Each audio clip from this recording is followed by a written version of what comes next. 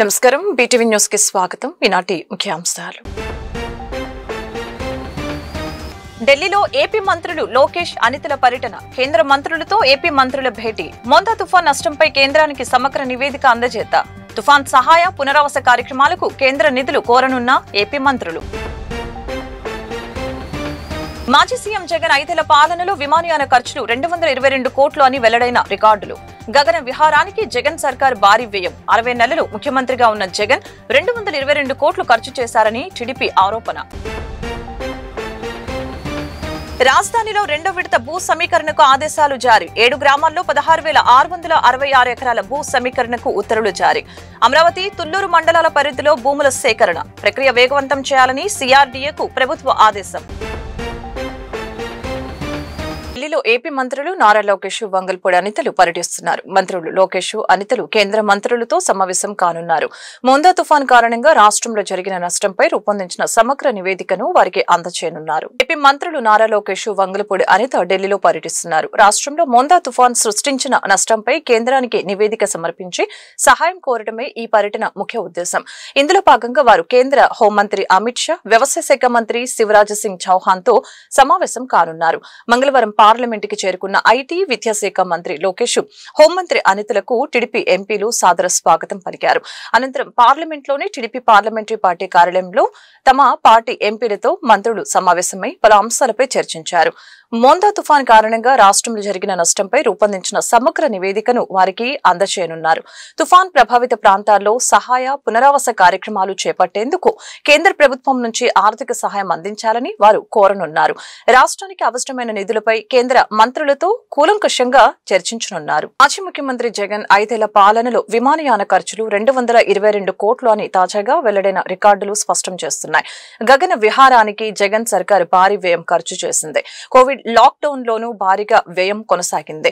Helicopter ఛార్జీల కోసమే 87 కోట్లు చెల్లింపులు చేసినట్లు రికార్డులు స్పష్టం చేస్తున్నాయి. ఆంధ్రప్రదేశ్ మాజీ ముఖ్యమంత్రి వైసీపీ అధినేత వైఎస్ జగన్మోహన్ రెడ్డి 5 ఏళ్ల పాలనలో విమాన ప్రయాణాల కోసం పెట్టిన ఖర్చు ఇప్పుడు చర్చనీయాంశంగా మారింది.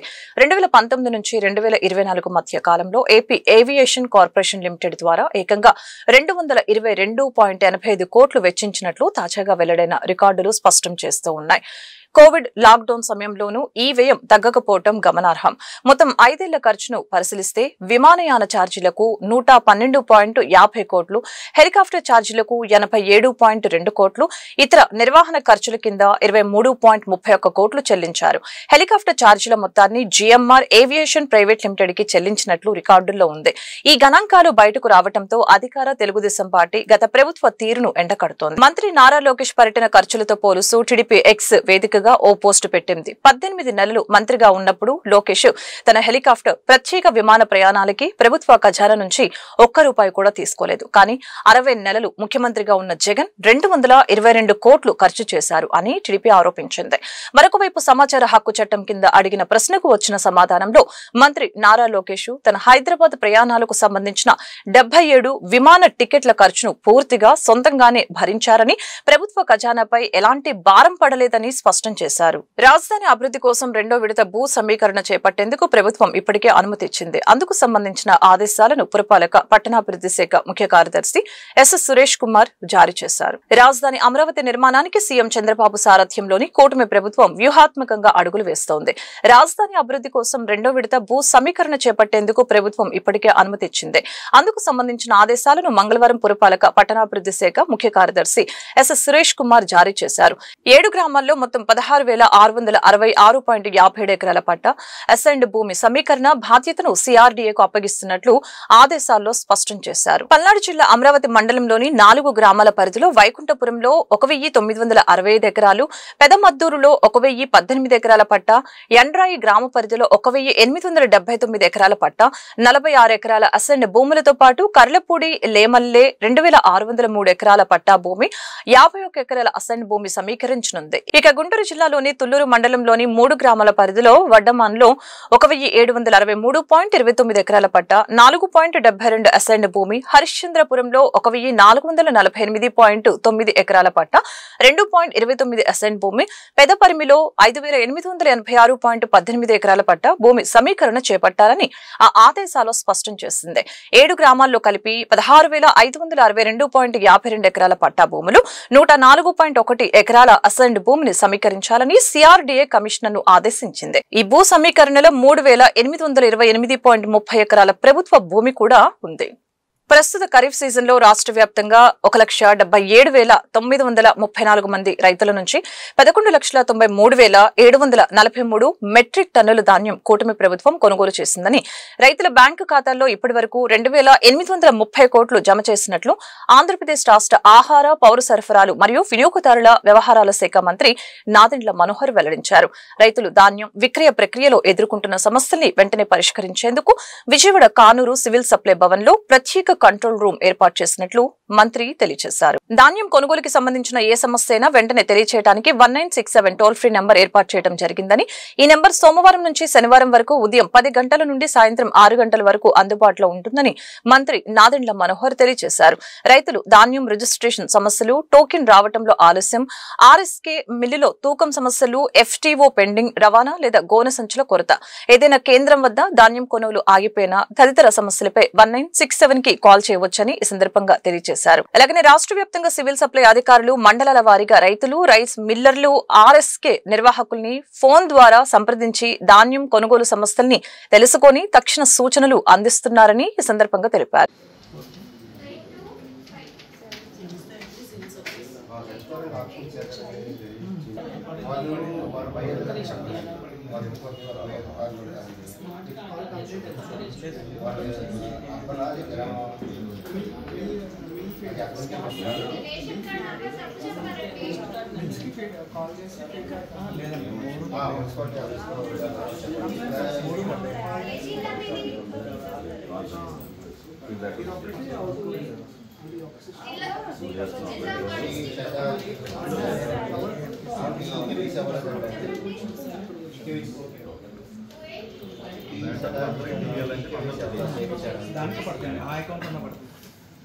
నగర పారిశుధ్యాన్ని మెరుగుపరిచే క్రమంలో మీకే అవసరమైనా కూడా నిర్భయంగా చెప్పండని పారిశుద్ధ్య కార్మికులకు విజయవాడ నగరపాలక సంస్థ కమిషనర్ ధ్యానచంద్ర భరోసా ఇచ్చారు.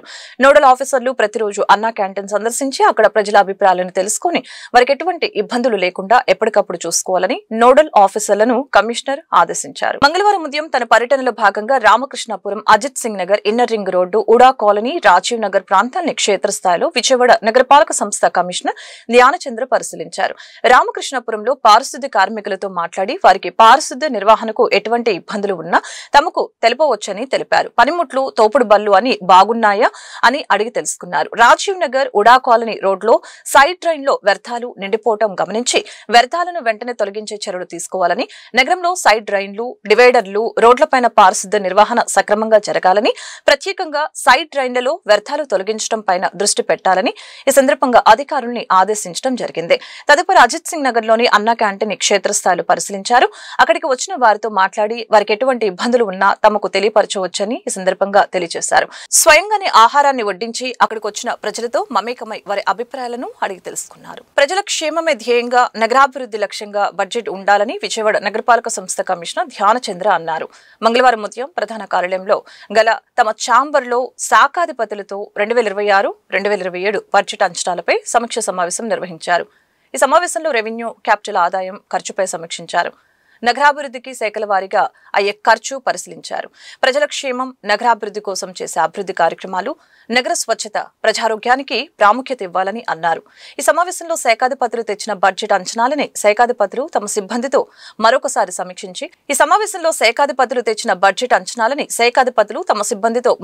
సమీక్షించి బడ్జెట్ అంచనాలపై వచ్చే వారం నిర్వహించి సమీక్ష సమావేశంలో సమర్పించాలని అధికారుల్ని ఆదేశించారు. ప్రజలిచ్చిన అధికారాన్ని సక్రమమైన పద్ధతిలో ఉపయోగిస్తూ రాష్ట్ర అభివృద్ధికి పాటుపడాలని కూటమి ప్రభుత్వానికి జై భారత్ భీమ్రావ్ పార్టీ అధ్యక్షులు జడ శ్రావణ్ కుమార్ సూచించారు. చెప్పేవి శ్రీరంగ నీతులు, చేసేవి అనైతిక పనులు అన్న చందంగా డిప్యూటీ స్పీకర్ రఘురామకృష్ణంరాజు వ్యవహార శైలి ఉందని ఆయన మండిపడ్డారు. డిప్యూటీ స్పీకర్ వ్యవహారంపై రాష్ట్రపతి, ప్రధానమంత్రి, గవర్నర్, స్పీకర్, ముఖ్యమంత్రులకు లేఖలు రాస్తామని చెప్పారు. తీరు మార్చుకోకుంటే హైకోర్టును కూడా ఆశ్రయిస్తామని ఈ సందర్భంగా తెలియజేశారు. జైభీంరావు భారత పార్టీ వ్యవస్థాపక అధ్యక్షులు జడ శ్రావణ్ కుమార్ మంగళవారం గాంధీనగర్లోని పార్టీ కార్యాలయంలో మీడియాతో మాట్లాడారు. ఈ సమావేశంలో ఆయన మాట్లాడుతూ ఆంధ్రప్రదేశ్ రాష్ట్ర శాసనసభ డిప్యూటీ స్పీకర్ రఘురామకృష్ణంరాజు అధికారుల్ని టార్గెట్ చేయడం సరైన విధానం కాదని తెలిపారు. ఐపీఎస్ సునీల్ కుమార్ ని సస్పెండ్ చేయాలని డిఓపిటికి లెటర్ రాయటం అనైతికమని తెలిపారు. డిప్యూటీ స్పీకర్ స్థాయిలో ఉన్న రఘురామకృష్ణంరాజుకి విధి విధానాలను తెలియపరచవలసిన అవసరం దురదృష్టకరమని తెలిపారు. 5(1) prohibiting association with any political party or political activity. ఈ 4 రూల్స్ 1969 లో ఉన్నటువంటి ఈ 4 రూల్స్ ఆయన వైలేట్ చేశారు. 68 all India service rules, conduct rules, all India service conduct rules 1968 rule violate చేశారు. కాబట్టి ఇతన్ని డిస్మిస్ చేసేయండి సర్వీస్ లో నుంచి. ఇతను ఐపీఎస్ ఆఫీసర్ గా పనికిరాడు. ఇతను 30 సంవత్సరాలు ఐపీఎస్ ఆఫీసర్ గా పనిచేశాడు. Senior most IPS officer and DIG cadre లో ఉన్నాడు. బహుశా ఐపీఎస్ గా ఆయన గత గవర్నమెంట్ లో కనుక జగన్మోహన్ రెడ్డి గారు మళ్ళీ వచ్చినట్టయితే బహుశా ఈయన కూడా డీజీపీ అయి ఉండేవాడేమో. ఆ క్యాడరు వ్యక్తి ఇతను. కాబట్టి ఇతను ఇమ్మీడియట్ గా డిస్మిస్ చేసేయండి సర్వీస్ లో నుంచి అని చెప్పేసి ఆయన నిన్న ఒక లెటర్ రాశాడు. ఈ లెటర్ని మా టీడీపీ మీడియా, యూట్యూబ్ ఛానల్స్ అద్భుతంగా అందిపుచ్చుకుని, సర్వీస్ రూల్స్ నిబంధనల్ని ఉల్లంఘించినటువంటి ఐపీఎస్ సునీల్ కుమార్ గారు, రాజకీయాల గురించి మాట్లాడినటువంటి ఐపీఎస్ సునీల్ కుమార్ గారు ఇమ్మీడియట్ గా సస్పెండ్ చేయాలి, డిస్మిస్ చేయాలి, ఉరేసేయాలి, యావజ్జీవ కారాగార శిక్ష వేయాలని చెప్పేసి డిబేట్లు స్టార్ట్ చేశారు. మంచిదే, మీరు లేవనెత్తినటువంటి అంశం చాలా అద్భుతమైనటువంటి అంశం. డిప్యూటీ స్పీకర్ హోదాలో ఒక ఐపీఎస్ ఆఫీసరు ఇట్లా మాట్లాడటం కరెక్ట్ కాదు అని మీరు డిఓపిటికి రాయటం నిజంగా నిజాయితీగా ఒక రాష్ట్రంలో డిప్యూటీ స్పీకర్ ఆర్ స్పీకర్ ఇంత సామాజిక అంశాల పట్ల, రాజకీయ అంశాల పట్ల, సర్వీస్ అంశాల పట్ల స్పందించటం నిజంగా మన ఆంధ్రప్రదేశ్ రాష్ట్రం చేసుకున్నటువంటి అదృష్టం అని అయితే నేను భావిస్తున్నాను. ఒక doctor BR Ambedkar statue opening సభలో ఆయన అనింది, కాపులు దళితులు కలిస్తే రాజ్యాధికారం వస్తుంది. రాజ్యాధికారంలో ఒకళ్ళు ముఖ్యమంత్రి, ఇంకొకళ్ళు ఉప ముఖ్యమంత్రి తీసుకుంటే కొన్ని కాలాల పాటు నిమ్న జాతులకు అధికారం వస్తుందని డాక్టర్ బిఆర్ అంబేద్కర్ చెప్పారు. సో అంబేద్కర్ చెప్పినటువంటి సిద్ధాంతాన్ని బట్టి నిమ్న జాతులకి అధికారం. లోకం సుభిక్షం కోసం ప్రజలందరూ ఆరోగ్యంగా ఉండాలని లక్ష్యంతో మా ఆర్ట్స్ మిత్ర బృందం ఆధ్వర్యంలో అంగరంగ వైభవంగా అయ్యప్ప పడి పూజ మహోత్సవ కార్యక్రమం ఎంతో అంగరంగ వైభవంగా నిర్వహించారు. పూజలో అధిక సంఖ్యలో పాల్గొన్న అయ్యప్ప స్వాములు హరహర సుతర స్వామియే శరణమయ్యప్ప అంటూ అయ్యప్ప స్వామి శరణు ఘోషతో మార్మ్రోగిన గాంధీనగర్ ప్రాంతం ప్రత్యేకమైన పూలతో శ్రీ అయ్యప్ప స్వామి మండపాన్ని ఏర్పాటు చేసి 18 మెట్లుగా 18 అయ్యప్ప స్వామి విగ్రహాలను ఏర్పాటు చేసి అంగరంగ వైభవంగా కనీ విని ఎరుకని రీతిలో అయ్యప్ప భజన కార్యక్రమాన్ని నిర్వహించడం ఎంతో ఆనందంగా ఉందని మా ఆర్ట్స్ మిత్ర బృందం సభ్యులు చెన్నిపాటి శ్రీను తెలిపారు. విజయవాడ నగరంలో శ్రీ గణపతి ఉత్సవాలు, శ్రీ దుర్గా మల్లేశ్వర స్వామి నవరాత్రి ఉత్సవాలతో పాటు అయ్యప్ప భజన కార్యక్రమాలు ప్రతి ఏడాది ఆధ్యాత్మిక కార్యక్రమాలను నిర్వహించడం జరుగుతుందని పేర్కొన్నారు. మా ఆర్ట్స్ వారిచే వేలాది మంది అయ్యప్ప భక్తులతో బ్రహ్మశ్రీ రాము గురుస్వామి నేతృత్వంలో అయ్యప్ప స్వామి మహాపడి పూజ మరియు భజన కార్యక్రమానికి సెంట్రల్ నియోజకవర్గం శాసనసభ్యులు బోండా ఉమామేశ్వరరావు, గద్దె రామ్మోహన్ రావు, నగర మేయర్ రాయన భాగ్యలక్ష్మి, మా ఆర్ట్స్ అధినేత చంటి మిత్ర బృందం సభ్యులు మా ఆర్ట్స్ చంటి, బాబీ, చెన్నుపాటి శ్రీనివాసరావు, అడపాల సత్యనారాయణ, శ్రీ గణపతి, శ్రీ అయ్యప్ప స్వామికి ప్రత్యేక పూజలు నిర్వహించారు. స్వామివారి భజన కార్యక్రమానికి అయ్యప్ప భక్తులు పెద్ద ఎత్తున తరలి వచ్చారు. దీక్షాపరులు, శివస్వాములు, భవానీలు, భక్తులు 50 మంది విచ్చేసి స్వామివారి తీర్థ ప్రసాదాలు స్వీకరించారు. తెనాలి భాస్కర స్వామి నిర్వహించిన శ్రీ అయ్యప్ప భజన కార్యక్రమం అయ్యప్పలను ఎంతగానో ఆకట్టుకుంది.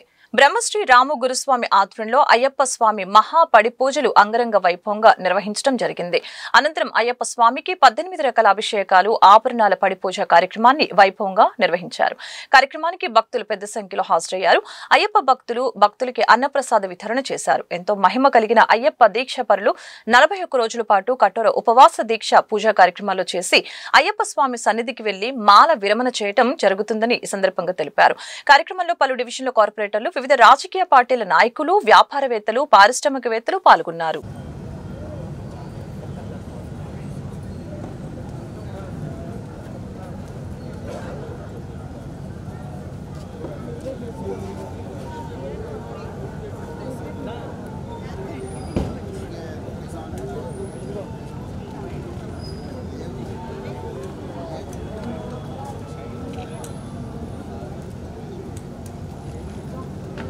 అయ్యప్ప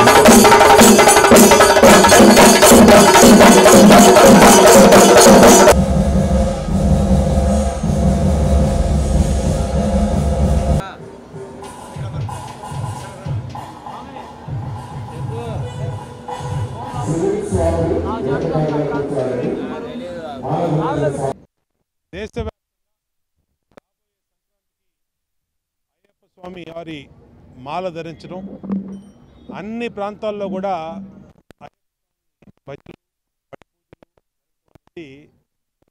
గత ఎన్నో సంవత్సరాలు జరుగుతూ ఉంది.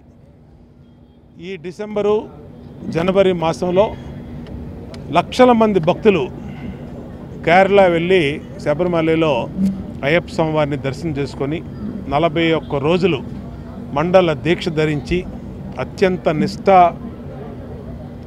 ఉపవాసాలతో స్వామివారిని మాల ధరించి ప్రార్థించడం జరుగుతూ ఉంది. ఇవాళ ఆంధ్రప్రదేశ్ నుంచి ఎక్కువ మంది భక్తులు అక్కడికి వెళ్తూ ఉన్నారు. ఎక్కడికక్కడ పడి పూజలు, అయ్యప్ప స్వామి భజనలు జరుగుతూ ఉన్న ఈ సందర్భంలో ఇవాళ సెంట్రల్ నియోజకవర్గంలో అన్ని సెంటర్లో కూడా ఈ కార్యక్రమం పెద్ద ఎత్తున జరుగుతూ ఉంది. ఇవాళ గాంధీనగర్లో మా ఆర్ట్స్ అధినేతలు మరి బాబీ కానీ చంటి కానీ ఆధ్వర్యంలో ఇక్కడ రాజీవ్రాజ్ సెంటర్ దగ్గర పెద్ద ఎత్తున స్వామివారి పడి పూజ, వేల మంది అయ్యప్ప స్వామి మాల ధరించినటువంటి భక్తులతో ఈ కార్యక్రమం జరుగుతాం. మరి మేము పాల్గొనడం మా అందరి అదృష్టంగా భావిస్తూ ఉన్నాం. ఏది ఏమైనా అయ్యప్ప స్వామి వారి ఆశీస్సులతో రాబోయే కొత్త సంవత్సరం మనందరికీ బాగుండాలి. అందరికీ ఆయుర ఆరోగ్యాలు, అష్టైశ్వర్యాలు, ఈ రాష్ట్రం అభివృద్ధి పదంలో ముందుకెళ్ళాలి. అందరి వ్యాపారాలు, అందరి పరిస్థితులు బాగుండాలని కోరుకుంటూ నందు మా ఆర్ట్స్ అధినేత చంటి గారు, అదేవిధంగా మేస్త్రి గారు ఆధ్వర్యంలో ఒక పెద్ద కార్యక్రమాన్ని మన అయ్యప్ప స్వామి పడి పూజ మరియు భజన కార్యక్రమాన్ని ఇక్కడ పెద్ద ఎత్తున ఏర్పాటు చేయడం జరుగుతూ ఉంది. మరి ఇక్కడ స్థానికంగా ఉన్న స్వాములు, అదేవిధంగా నగరంలో ఉన్న అనేక స్వాములు కూడా ఇక్కడ విచ్చేసి ఆ స్వామివారి కృపని పొందాలని చెప్పి చక్కగా ఆశీర్వాదం అయ్యారు. చాలా సంతోషం. మరి ఇలాంటి ఒక కార్యక్రమాల్ని పెద్ద ఎత్తున ఏర్పాటు చేయాలని చెప్పి చేసిన చంటి గారికి అందరూ కూడా హృదయపూర్వక అభినందనలు తెలియజేస్తా ఉన్నాం. మరి విజయవాడలో కూడా కొత్తగా నూతనంగా అనేక మంది స్వామివారి ఒక మాలని ధరించడం చాలా సంతోషం. ఇక్కడ భవానీలు, శివమాల వేసుకున్న మాల ధరించిన స్వాములు, అదేవిధంగా వివిధ స్వాములు అందరూ కూడా ఆశీర్వాదం అయ్యి మరి ఈ కార్యక్రమాన్ని పెద్ద ఎత్తున విజయవంతం చేసినందుకు అందరి స్వాములకి ఈరోజు గాంధీనగర్లో ఏదైతే దాదాపు 30 సంవత్సరాలుగా ఇక్కడ మా ఆర్ట్స్ నడుపుతూ ఎన్నో మందికి జీవనోపాధి ఇస్తున్నటువంటి చంటి గారు, వాళ్ళ బ్రదర్ బాబీ గారు, అదేవిధంగా ఆడబాల సత్యనారాయణ గారు, వీళ్ళ ముగ్గురు ఆధ్వర్యంలో ఎంతో ఘనంగా ఇక్కడ అయ్యప్ప స్వామి వారి పడిపోచన భజన కార్యక్రమాన్ని ఇక్కడ రాము గురుస్వామి గారి ఆధ్వర్యంలో ఇక్కడ నిర్వహించడం చాలా సంతోషం.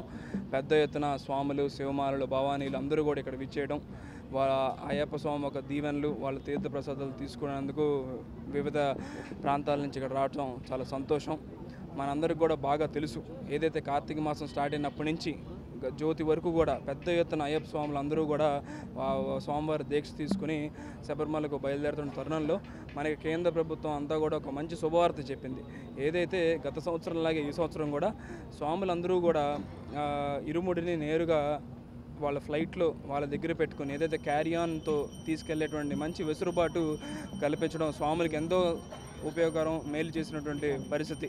ఎందుకంటే ఇరుముడిని ఎంతో ప్రాముఖ్యంగా ఈరోజు మన విజయవాడ నగరంలో ఉన్న రాజీవ్రాజ్ థియేటర్ దగ్గర మార్స్ చంటి గారు అయ్యప్ప పడి పూజ అన్నది ఏర్పాటు చేయడం జరిగింది. అయ్యప్పలందరూ ఎంతో నిష్టగా అయ్యప్ప భజన మొదలుపెట్టారు. ఎంతో బాగా అయ్యప్పని ఆరాధన చేయటం అన్నది జరుగుతుంది. అయ్యప్ప ఆశీర్వాదం మార్స్ చంటి గారికి, అలాగే ఆయన ఫ్రెండ్ సర్కిల్కి అందరి మీద ఈరోజు వచ్చి ప్రతి ఒక్కరు ఇక్కడ దర్శనం చేసుకుని వెళ్తున్న వాళ్ళందరికీ అయ్యప్ప ఆశీర్వాదం ఎల్లవెల్లా ఉండాలి. అయ్యప్ప కొండకి వెళ్తున్న ప్రతి ఒక్కరు ఆయుర ఆరోగ్యాలతో అయ్యప్ప దర్శనం చేసుకొని మళ్ళీ శుభప్రదంగా వాళ్ళ ఇళ్ళకి చేరే విధంగా అయ్యప్పల ఆశీస్సులు ఉండాలని ఆ అయ్యప్పని వేడుకుంటున్నాను. వార్తలు ముగించే ముందు ముఖ్యాంశాలు మరొకసారి.